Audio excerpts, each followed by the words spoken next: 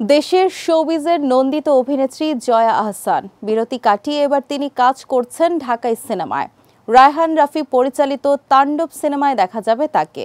ঈদের আগে চুপিসারে সিনেমার দৃশ্য ধারণে অংশ নিয়েছেন বলে একটি সূত্র জানিয়েছে। সিনেমায় তিনি অভিনয় করেছেন শাকিব খানের সঙ্গে, যদিও এ নিয়ে এখনও মুখ খোলেননি জয়া। সিনেমার গল্পটা একটু অন্যরকম, এমনই ইঙ্গিত দিয়েছিলেন নির্মাতা। এই সিনেমা দিয়ে এক যুগ পর পর্দায় দর্শক আবারও দেখবেন শাকিব জয়ার রসায়ন। 2013 সালে পূর্ণদৈর্ঘ্য প্রেম কাহিনী সিনেমায় অভিনয়ের পর একসঙ্গে আর অভিনয় করেনি এই জুটি। জানা যায় এই সিনেমায় শুধু জয়াই নন, সঙ্গে থাকবেন আরও একজন দেশি নায়িকা।